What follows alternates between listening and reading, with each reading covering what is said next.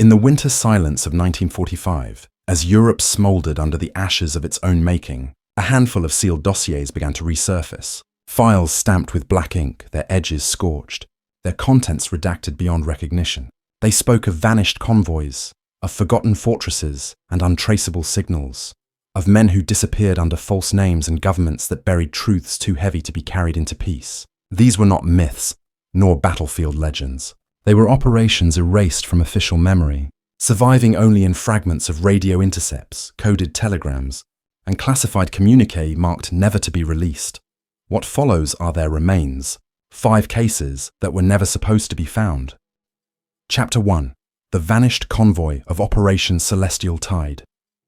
On March 6, 1945, Convoy HX-982 departed Reykjavik under a slate-grey sky.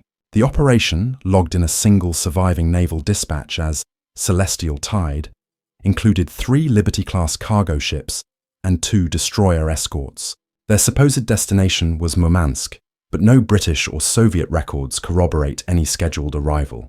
According to declassified fragments from the US Navy's Atlantic Command, the convoy carried secured scientific material, though no manifests remain. By March 9th, all radio contact ceased. Within 48 hours, the entire formation had vanished from Allied radar. What makes this disappearance different from the dozens of wartime convoys lost to the Atlantic is what followed.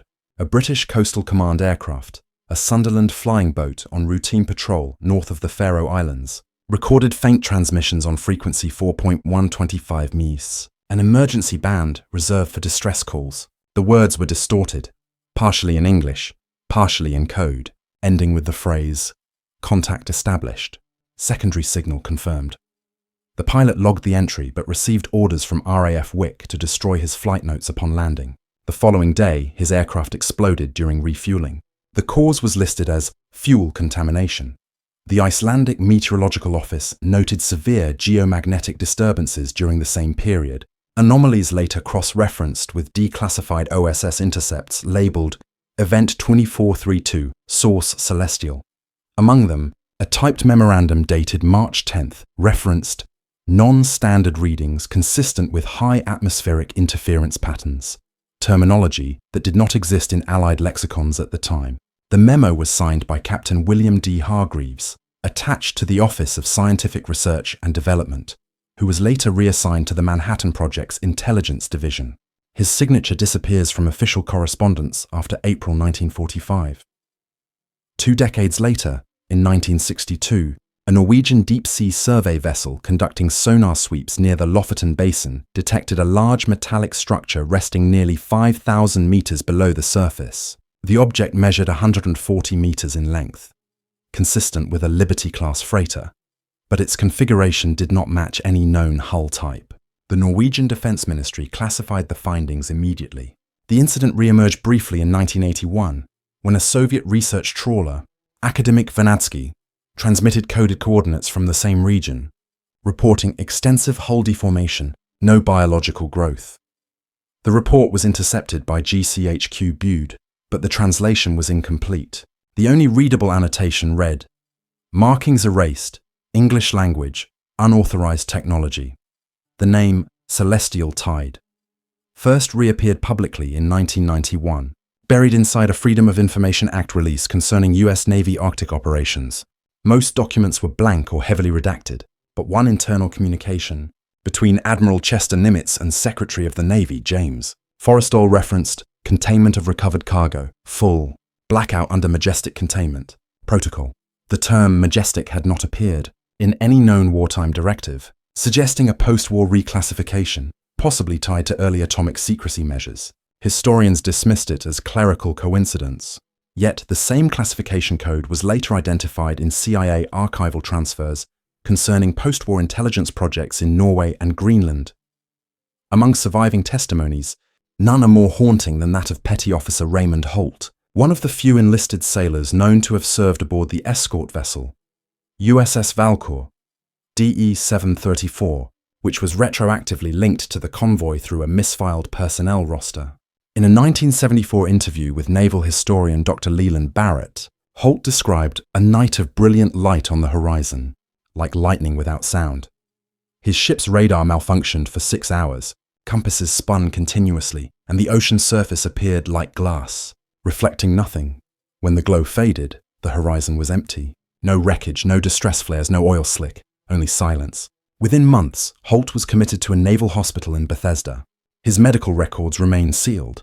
In the late 1990s, a group of maritime researchers led by Dr. Elin Sørensen of Tromsø University claimed to have found indirect magnetic anomalies in the same coordinates, an irregular field gradient suggesting the presence of heavy ferromagnetic material beneath glacial sediment.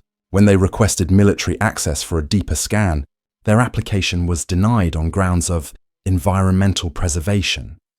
Dr. Sørensen's funding was revoked the following year, and her report, Subsurface Metallic Signatures in the Norwegian Sea, 1945 to 1962, was withdrawn from public archives. No digital copy exists. What little remains of Operation Celestial Tide resides within scattered naval ledgers, Soviet interception notes, and the quiet testimonies of men who spent their lives watching the sea for ghosts. A few investigators have connected the operation to concurrent OSS initiatives involving experimental propulsion research evacuated from German laboratories, though no definitive link has ever been established. Every trail leads back to the same coordinates. Nanjuichide Sanjiniyen Kadagadiye, an area that remains off-limits to commercial shipping under Norwegian maritime law. If the lost convoy carried conventional cargo, its erasure makes no sense.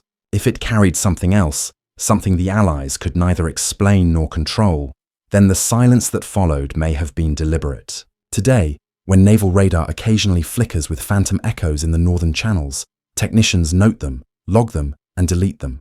Some anomalies are natural. Others are history resurfacing for a moment before vanishing again into the deep. Chapter 2.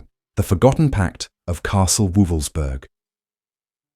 In the waning months of the Third Reich, while Allied forces closed in from all directions, the SS fortress at Wewelsburg remained strangely active.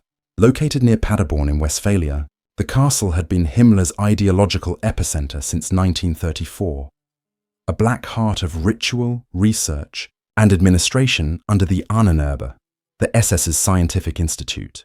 By January 1944, with the Eastern Front collapsing, the fortress became the meeting point for an unlikely convergence.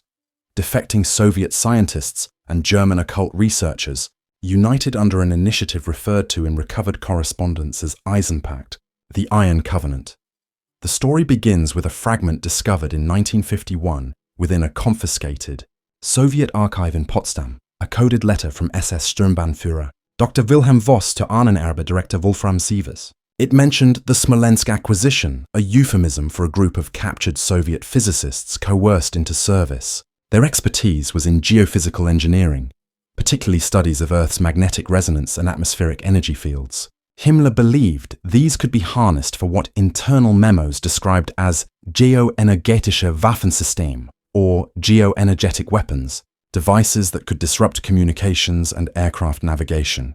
An American Counterintelligence Corps (CIC) report dated May 12, 1945, written by Major Harold P. Lanning, describes the discovery of partially incinerated laboratories and the smell of ozone lingering in the sublevels beneath the castle. Among the ruins were melted copper coils, ceramic insulators, and fragments of cylindrical equipment marked with Cyrillic identifiers. The CIC believed they were components of high-voltage resonance chambers. One charred document bore the heading Project Kronos III, a name appearing nowhere else in surviving Nazi records.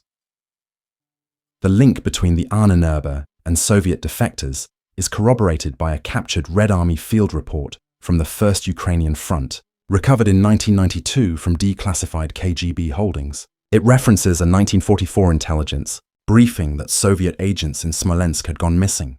During a supposed prisoner exchange with the SS, their disappearance coincides exactly with increased radio silence around Wewelsburg. British intelligence at Bletchley Park intercepted transmissions mentioning the Pact sealed under the Black Tower, an unmistakable allusion to the castle's North Tower, the site of Himmler's private chamber and ceremonial hall. When Allied bombers targeted Paderborn in March 1945, the Luftwaffe refrained from any countermeasure in the immediate airspace above Wewelsburg. US Air Force mission logs record repeated magnetic interference in bombing radar systems over that region, rendering multiple aircraft instruments useless. Pilots described electrical storms without clouds. In 1948, the RAF conducted classified aerial photography of the castle ruins using infrared imaging. Anomalies in the stonework suggested subterranean heat sources still active years after the war. The photos were archived under RAF File 7831, Phenomena Residual Thermal Patterns, Westphalia Sector. The imagery remains partially redacted to this day. The one surviving German witness to the supposed experiments was an engineer named Ernst Keller, arrested by US forces in 1946 and interrogated in Nuremberg. His deposition, buried in Appendix C of the Operation Paperclip Transfers, includes the statement, "We were trying to speak with the Earth itself. The Russians understood the pulse better than we did." Keller later emigrated to the United States under a false identity and worked at Los Alamos National Laboratory until 1958. His personnel file references non-fissionable magnetic containment research, eerily echoing the concepts found in the Ahnenerbe.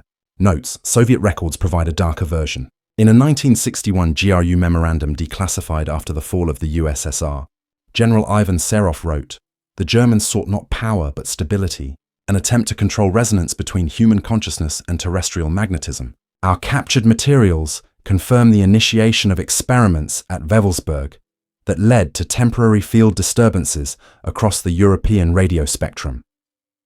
The report was immediately withdrawn and marked, "Do not translate for foreign services." Decades later, archaeologists from the University of Münster conducted limited excavations around Wewelsburg's perimeter.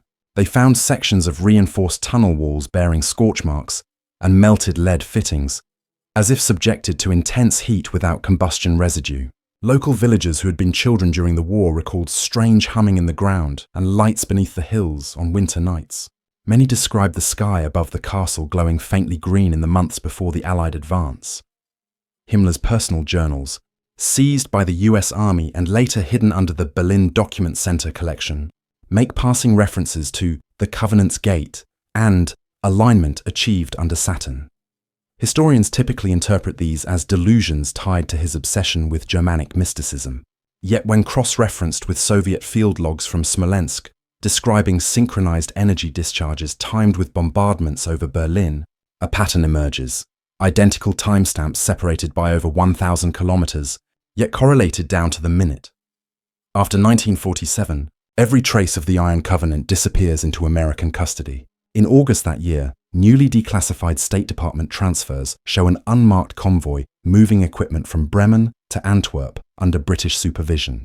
The cargo was listed as scientific materials, magnetic resonance studies. 2 months later, US Navy Cargo Manifest 1247 records a sealed shipment from Antwerp to New York aboard the SS Santa Paula. The bill of lading corresponds to Paperclip Asset 49 Down, whose contents remain unknown. It was long assumed that Himmler's arcane pursuits were simply the delusions of a man lost in myth. But the precision of these surviving documents, their correlation across enemy archives, and the quiet relocation of surviving scientists to American soil suggest otherwise.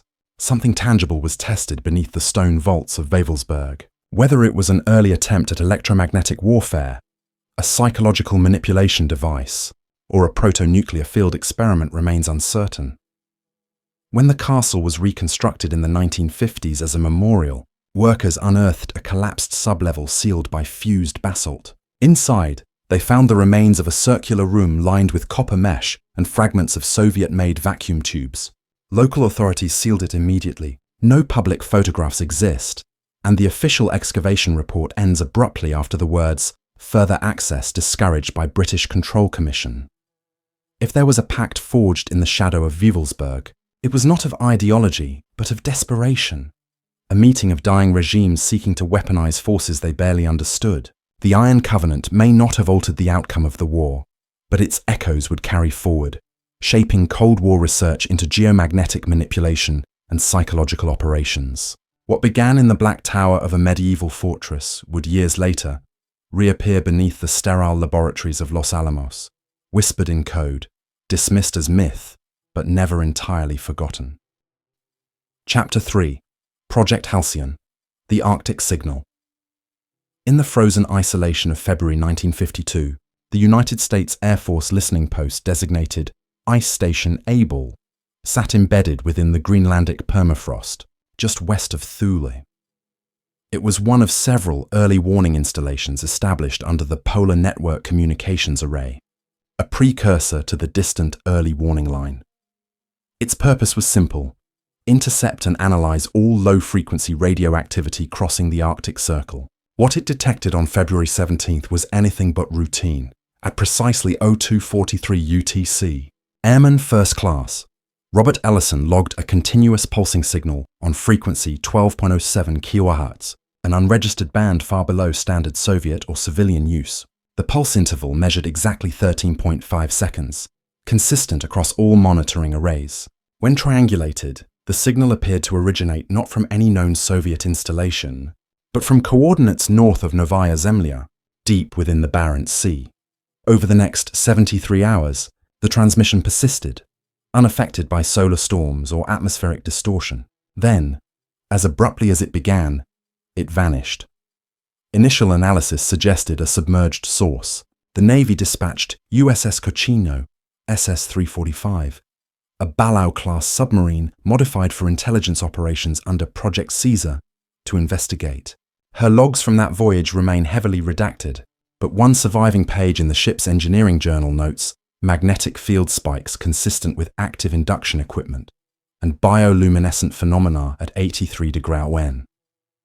Within days, the Cochino suffered a catastrophic battery explosion and was lost in Arctic waters. Officially, the cause was listed as hydrogen gas ignition. Unofficially, a memo from Commander Charles W. Joyner to Naval Intelligence claims that the signal ceased concurrent with the detonation. The intercepted pulse was codenamed Project Halcyon by Air Force Signal Command. Analysts at Fort Meade initially believed it to be a Soviet experimental radar test or submarine beacon. However, a technical brief issued by cryptographic engineer Dr. Miriam Kessler proposed an unsettling alternative.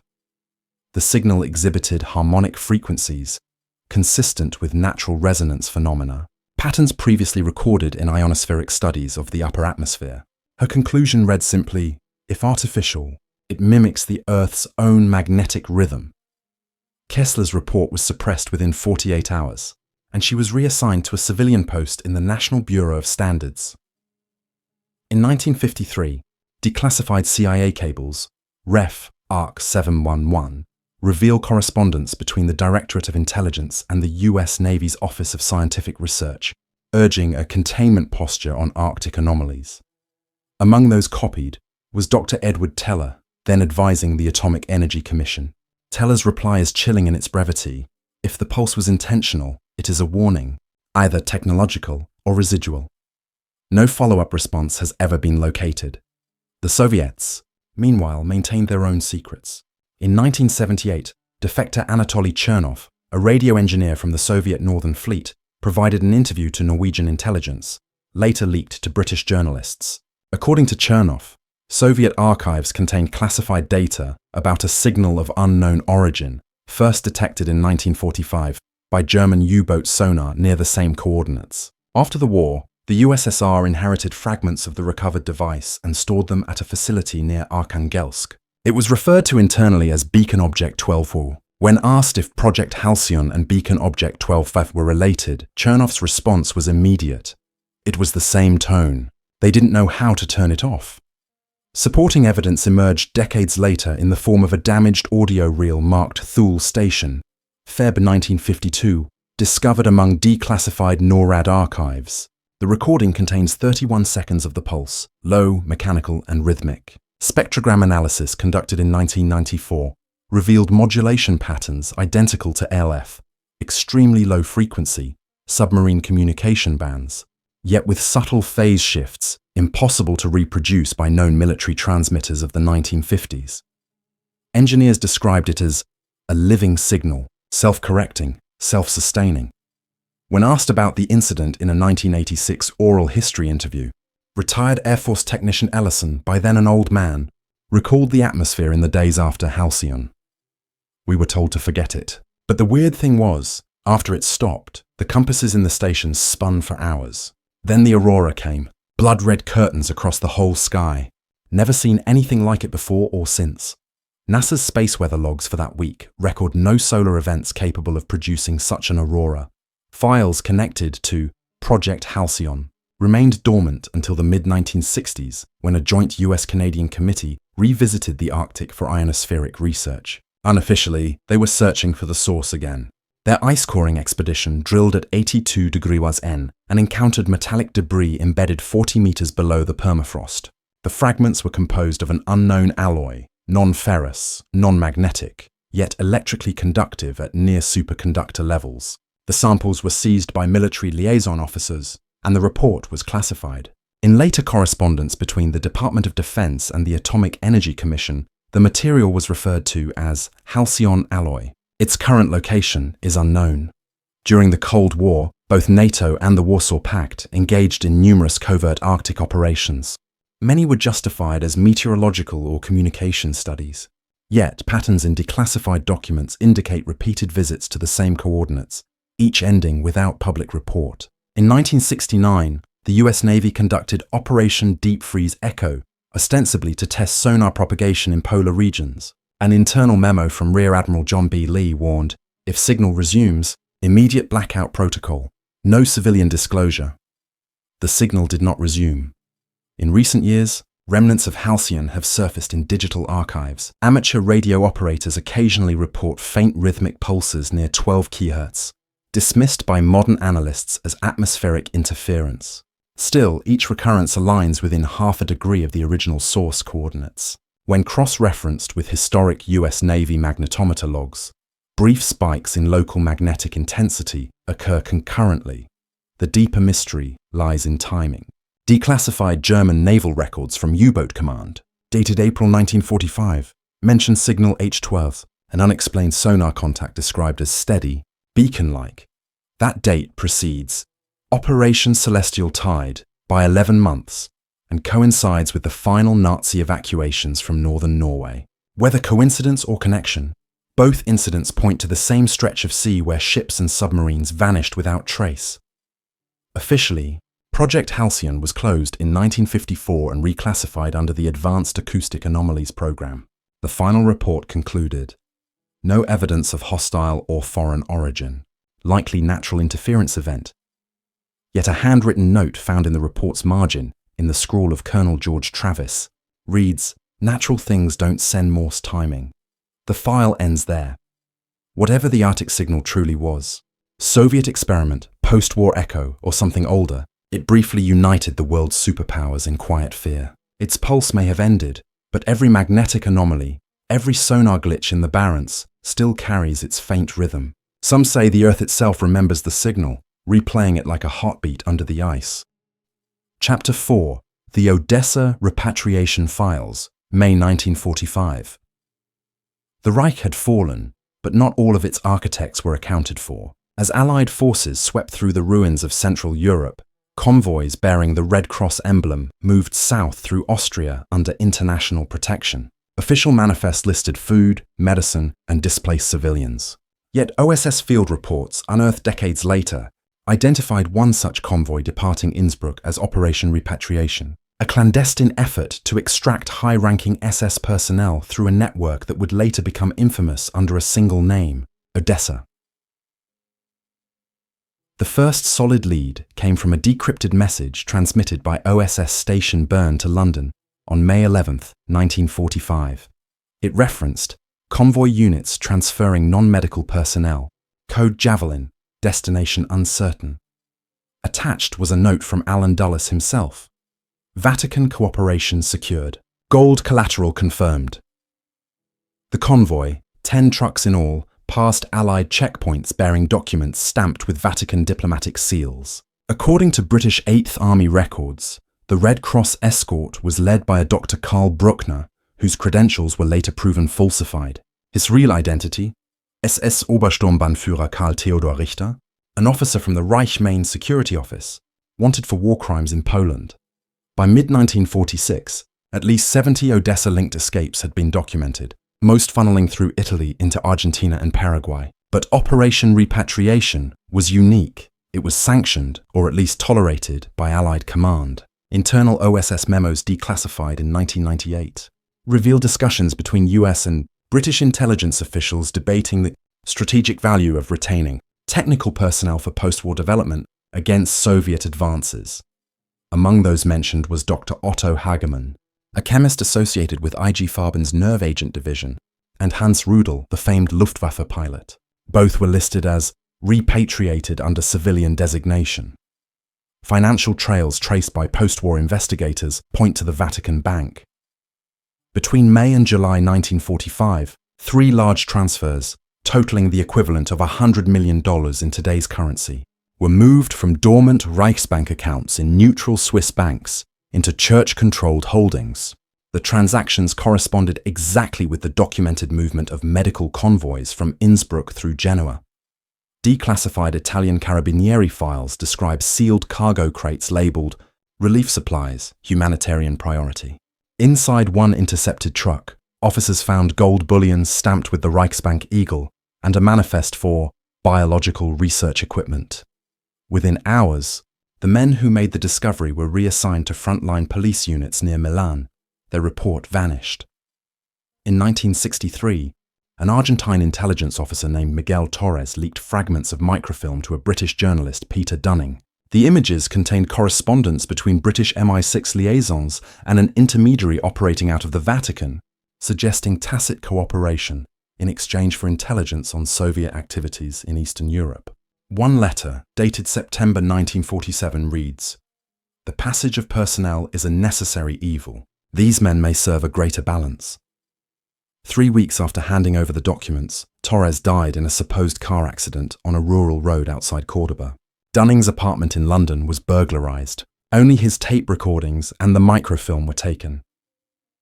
The Odessa network itself was neither a singular organization nor a myth. It was a web ex-military officers, clerical intermediaries, shipping magnates, and intelligence officials who shared a common purpose: to preserve what remained of the Nazi infrastructure and to protect those who could still serve Western interests in the Cold War's opening act. Operation Paperclip would formalize the American side of that policy. Odessa remained its unspoken European counterpart. A declassified CIA memorandum from 1952 titled Project Lucid Path notes, former SS intelligence assets are being reconstituted under Western direction for counter-Soviet activities in Eastern Bloc nations. Attached to the same file is a list of code names corresponding to relocated individuals, many of them identical to names recorded in the Innsbruck Convoy manifests. Among them, Asset Kristall, later confirmed as Dr. Hagemann, who by 1953 was working for a US chemical corporation developing defoliants for use in Korea. The human aspect of these operations was far uglier. Survivors of concentration camps in Austria and northern Italy reported seeing familiar faces, guards, officers, even doctors, passing freely through Allied checkpoints. The post-war chaos provided perfect cover: refugee camps, overcrowded trains, displaced persons centers. The Red Cross, overwhelmed and operating on trust, became an unwitting accomplice. Between 1945 and 1948, it issued more than 120,000 travel papers, laissez-passer, many later found to belong to former SS members. In 1959, a cache of these papers was uncovered in a disused convent cellar outside Bolzano. Among them was one bearing the signature of Monsignor Alois Hudal, a senior Vatican official known for his sympathy toward the Nazi cause. Written in his own hand across the document's margin were the words, "Under divine mercy, the shield of the righteous." The recipient, Dr. Joseph M. No surname, but attached to the form was a faded photograph of a man resembling Joseph Mengele. The Allied silence surrounding Operation Repatriation persisted for decades. When journalist Dunning resurfaced in 1981 to publish The Shadow Passages, the true escape of the SS, his sources within MI6 were suddenly unreachable. He died 6 months later of an alleged heart attack. His manuscript, seized by British authorities, was never officially released. Portions leaked years later through a German television documentary, revealing details of Allied complicity in the very network they had sworn to dismantle. What the Odessa repatriation files suggest is not merely post-war escape, but systematic preservation, a deliberate policy to retain expertise, political leverage, and ideological remnants deemed useful. The same nations that prosecuted Nuremberg quietly brokered the salvation of those they could not afford to lose. Files stamped "Return to Sender, Unauthorized Inquiry" appear throughout post-war archives, closing investigations before they could name names. To this day, several vaults in the Vatican remain sealed under diplomatic protection, their contents immune to external subpoena. The US National Archives lists over 200 pages of Operation Repatriation material as missing.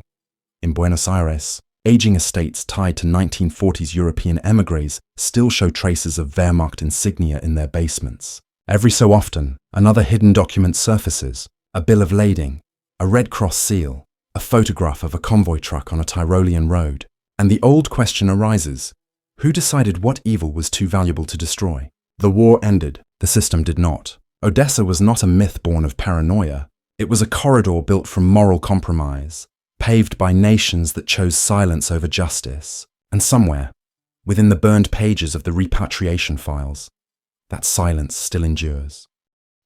Chapter 5. The Black Vault of Operation Morningstar, April 29, 1945. As the Red Army advanced through the ruins of Berlin, a small detachment of Soviet counterintelligence officers under Smersh command seized control of a research complex beneath the Kaiser Wilhelm Institute for Physics in Dahlem. The team, led by Major Viktor Lobanov, was ordered to secure priority materials connected to energy research. What they discovered went far beyond ordinary scientific documentation. Hidden behind reinforced steel doors, deep under collapsed laboratories, was a chamber sealed with concrete and marked in English. Property of the Reich Research Council, Project Thor. The contents of that chamber would later vanish under a new designation: Operation Morningstar. For decades, its existence was denied by both Soviet and Western intelligence. Only after the fall of the USSR did partial fragments surface, revealing a narrative of post-war rivalry, hidden technology, and scientific ethics buried beneath layers of secrecy. Among the items inventoried by Lobanov's unit were over 24 steel containers, their surfaces burned and warped, containing reels of microfilm, laboratory notebooks, and prototype devices composed of copper, graphite, and an alloy still unidentified today. One logbook bore the signature of Dr. Erich Neumann, a theoretical physicist believed to have perished during the Allied bombings of Berlin. His final entry, dated April 25th, read, "Field resonance maintained at 9.3 Tesla, containment unstable, transmission possible, further tests suspended." By May Sang, all materials had been transported to Soviet custody and placed aboard a convoy bound for Moscow under the codename Morningstar. The Smersh reports filed afterward, still redacted in modern archives, mention the deaths of 2 officers during transit from prolonged exposure to unknown radiation. The convoy's cargo disappeared into the classified repositories of the NKVD's Scientific Technical Department, where it was catalogued as Vault 12, Non-Conventional Energy Apparatus. In 1947, Soviet physicist Anatoly Basov was tasked with reviewing the recovered documents. His private notes, uncovered in 1993, describe equations beyond known electrodynamic frameworks referencing magnetoacoustic compression and resonant plasma containment. The language implied early, theoretical work related to controlled fusion, but decades ahead of its time. Basov's notes conclude abruptly: material unstable, potential military exploitation significant, recommend permanent isolation. He was reassigned to other duties shortly thereafter. Meanwhile, in the United States, intelligence services under Operation Paperclip began receiving similar whispers. Interrogations of captured German scientists revealed rumors of an energy mirror designed to focus atmospheric ions into concentrated discharge, a weapon intended to cripple Allied communications and radar systems. A 1950 memorandum from the Joint Intelligence Objectives. Agency noted parallel Soviet investigations into Project E. Thor under a program designated Morningstar, recommending immediate countermeasures. This led to the formation of the Emergent Threats Initiative, Level Black, a joint CIA-USAF research task force dedicated to monitoring unexplained scientific activity behind the Iron Curtain. In 1958, CIA agent Robert L. Chase filed an intelligence brief titled Morningstar Recoveries, Siberian Sector. The report referenced a facility near Krasnoyarsk disguised as a geological research station. Satellite reconnaissance identified circular structures resembling particle accelerators surrounded by heavy shielding. Chase's final communication before his disappearance read, "Activity matches Thor schematics. They have reconstructed part of the array. His plane vanished en route to Alaska." No wreckage was ever found. For the next 3 decades, Operation Morningstar existed only in fragments, scattered across intelligence cables, internal memos, and whispered conversations among scientists working in classified defense projects. Yet recurring anomalies drew attention back to it. Bursts of electromagnetic interference detected in northern Siberia, coinciding with military test alerts, unexplained power surges across regional grids, and seismic tremors without geological cause. NATO monitoring stations recorded multiple instances of high-frequency energy discharges followed by radio blackouts extending for hours. Declassified Soviet correspondence from 1973 between physicist Lev Artsimovich and Defense Minister Andrei Grechko hints at desperation. Containment deteriorating. Atmospheric ionization levels unsustainable. Recommend immediate cessation. Yet the project continued. A subsequent file dated October 1974 notes that Vault 12 was relocated to a deeper underground complex. Coordinates redacted after thermal incident resulting in the loss of 18 personnel. The same year, an intercepted KGB cable referenced phase continuum tests, a phrase mirrored in a 1976 CIA report regarding anomalous infrared signatures over northern Russia. Both sides were aware that something had gone catastrophically wrong, but neither could admit the scale of the experiment, nor the shared origin of the technology. By 1989, as the Soviet Union collapsed, the complex was abandoned. Local miners in the early 1990s reported sealed tunnels lined with scorched copper and concrete glazed into glass. Geiger readings were abnormally high for non-nuclear material. Within a month, the site was officially declared off-limits. Fragments of Project Thor resurfaced on the European black market that same year, schematics written in German and Cyrillic, detailing ionized atmospheric displacement arrays and controlled plasma resonance fields.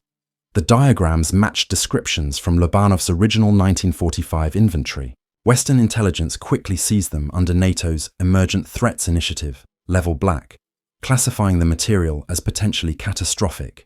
The documents disappeared once more into sealed archives. A handful of scientists who reviewed the schematics under secure clearance came away shaken. One, Dr. Bernard Klein of MIT's Plasma Physics Laboratory, later told a colleague, "They weren't building a bomb, they were building a door."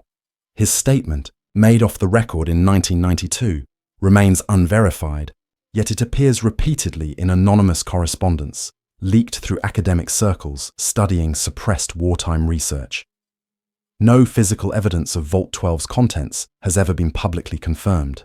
The last Soviet record, dated December 18, 1989, mentions equipment relocated via polar route and termination of Morningstar per Directive 41B. The directive's existence cannot be verified in surviving Russian defense archives. Some researchers believe that material was transported to an unmarked Arctic facility, later destroyed during a mysterious explosion detected by US satellites on March 24, 1990. The official explanation, a munitions accident. Today, what remains of Operation Morningstar exists only in whispered reference, its origins tied to Nazi desperation, its evolution buried in Soviet secrecy, its legacy erased by Cold War politics. In 2008, a declassified US Air Force technical report titled Residual Magnetic Anomalies, Polar Sector 12 FWAMS, contained one curious line. Recovered atmospheric data consistent with directed ionospheric resonance. The phrase, directed ionospheric resonance, appeared nowhere else in public scientific literature. The report was withdrawn within days. Every empire has its forbidden archive, a collection of knowledge too dangerous to destroy and too costly to reveal. For the Soviets, that archive was Vault 12. For the West, it became a reminder of how power and secrecy feed each other endlessly. Somewhere beneath the Siberian permafrost, sealed behind concrete and silence, the relics of Operation Morningstar may still hum faintly, locked in their chamber of glass and copper, waiting for the next civilization bold, or foolish enough to open the vault again. They say history never truly ends, it only folds back upon itself, waiting for the right frequency to awaken what was buried. The war that tore the world apart did not stop when the guns fell silent. It dissolved into corridors of secrecy, into sealed rooms and unnamed projects that crossed borders and generations. Operation Celestial Tide, the Iron Covenant, Project Halcyon, the Repatriation Files, and Morningstar. Each thread leads not to closure, but to a silence more deliberate than ignorance. Somewhere in that silence, the documents still exist, stamped with black ink, unreadable and unforgiven. And perhaps, even now, beneath sea or ice or stone, the machines they built are still running, humming faintly in the dark, waiting to be found.